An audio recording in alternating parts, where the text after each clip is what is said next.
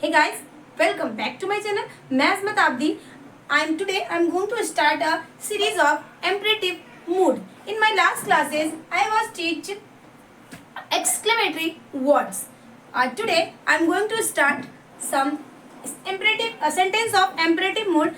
They belongs with order, request and suggestion. जैसे जो imperative mood के सेंटेंस होते हैं उनमें कई तरह के मूड होते हैं जिनके हिसाब से अलग अलग जो वर्ड्स होते हैं उनको बनाना पड़ता है और अपने समझ से उसको अपने लाइफ में पुट करना है। तो ये जो सारे सेंटेंस हैं ये अलग अलग कंडीशंस पे हैं। कोई सेंटेंस रिक्वेस्ट के मूड में है, कोई ऑर्डर के मूड में है और कोई जो है सजेशन के मूड में है। तो ये सारे वर्ड्स को आपको पढ़ना। ये जो वर्ड्स होते हैं ना ये बड़े पोलाइट, बड़े सूटेबल, मतलब कि कहीं पे इसको पुट कर दो, रख दो अपने भाषा नहीं, आप अपनी हिंदी की भाषा शैली में भी इसको पुट करना शुरू करेंगे तो आपके अंदर आपको लगेगा कि हाँ कुछ नॉलेज मुझे हो रहा है। आपको पूरा का पूरा इंग्लिश नहीं बोलना है बिकॉज 0 लेवल से तो आप कि हिंदी को बिल्कुल अभी छोड़ के बिल्कुल तुरंत इंग्लिश में नहीं आ सकते हैं। आप हमें आपकी जो डेली रूटीन है, आप जो हिंदी में कन्वर्सेशन करते हैं, बातचीत करते हैं, किसी से कम्युनिकेट करते हैं, तो उन वर्ड्स में कुछ ये जो बने बनाए इनको रेडीमेड सेंटेंसेस कहते हैं। तो इनको आप धीरे धीरे पुट जब करेंगे तो आपकी भाषा जो है थोड़ी इम्प्रेसिव होगी, थोड़ा कॉन्फिडेंस लेवल आपका बढ़ेगा, तब जाके आप आगे नए सेंटेंस का फॉर्मेशन कर पाएंगे। इसलिए मैं शुरू से आपको कुछ ऐसे वर्ड्स दे रही हूँ कि जो आपको कहीं आपको याद ज़्यादा ना करना पड़े, आप उससे परेशान ना हो। तो ये जो सारे वर्ड्स जो मैंने पिछली क्लास में भी पढ़ाए वो सारे वर्ड आपको अपनी अपनी भाषा शैली में डेली रूटीन में आपको धीरे धीरे पुट ऑन करना है, रखना है, एडजस्ट कर देना है। तो वो आप यूज टू, वो आपकी आदत में आ जाएंगे। जब आप रेगुलर बोलने लगेंगे तो वो आपकी आदत में शुमार हो जाएंगे। तो फिर आपको लगेगा ही नहीं कि अरे इसे याद करना है, आप उसके आदी हो जाएंगे। तब तो आप इंग्लिश कन्वर्सेशन की तरफ आसानी से बढ़ पाएंगे। तो आज हम देख लेते हैं सेंटेंस ऑफ इम्परेटिव मूड में request and order and suggestion के कुछ वर्ड्स हैं। इनको हम कैसे बताएं। तो गो अहेड, गो अहेड, आगे बढ़ो। ये ऐसे सजेशन के तौर पे आगे बढ़ो। लुक अहेड, सामने देखो, ऑर्डर के सेंस में है। लुक अहेड, सामने देखो। लुक बिहाइंड, पीछे देखो। लुक बैक, इसका भी मतलब होता है पीछे देखो। ड्राइव स्लोली, ये आपको सजेशन के तौर पे ये वर्ड हो गया। ड्राइव स्लोली का मतलब होता है धीरे चलाओ। ड्राइव को कार वगैरह जो वैन होती है उसको ड्राइव आता है। तो और ड्राइव स्लोली का मतलब होता है कि धीरे चलाओ। मूव असाइड, एक तरफ हो जाए। मूव असाइड का मतलब होता है एक तरफ हो जाए। जस्ट लिसन, थोड़ा सुने। कम सून, जल्दी आओ। कम सून, सून माने जल्दी होता है, कम माने आना। कम सून। लेट मी सी, मुझे देखने दो या मुझे दिखाओ।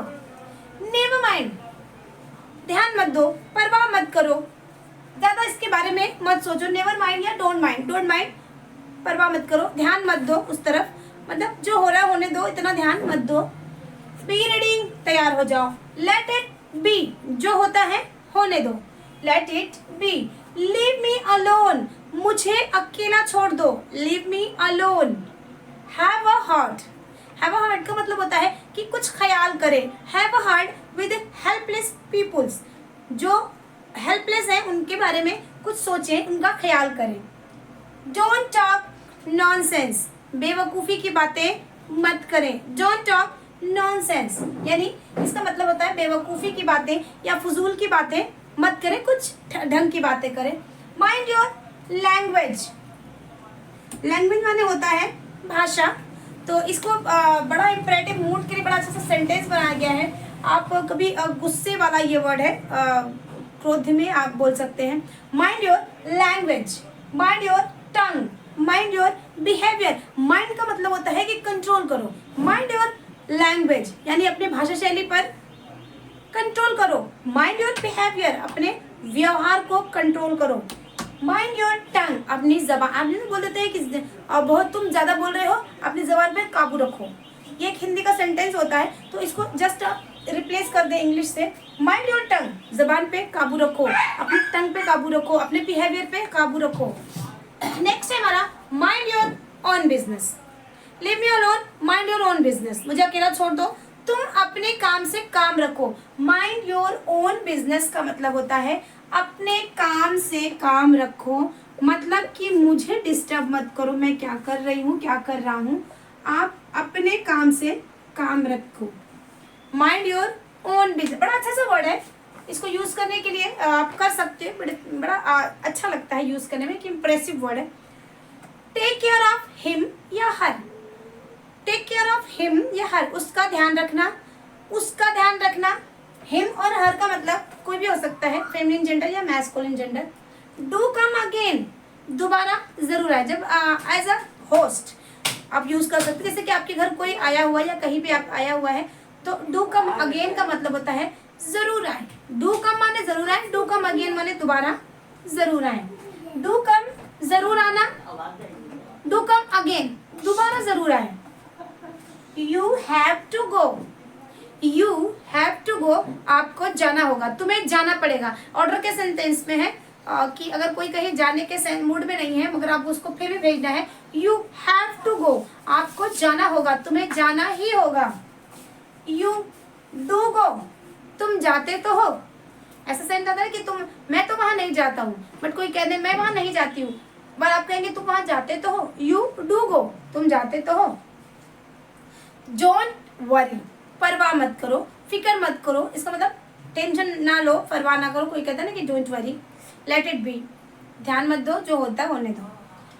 प्लीज ट्राई अगेन, कृपया दोबारा कोशिश। ये सारे वर्ड्स जो हैं ये बने बनाए वर्ड्स हैं, इनको सिर्फ अपनी डेली रूटीन में रख देना है, तो इससे जो होती है इंग्लिश की लैंग्वेज थोड़ी प्रभावशाली हो जाती है। क्योंकि आप स्टार्ट कर रहे हैं तो ये सारे वर्ड्स आपके लिए बड़े हेल्पफुल होने वाले हैं।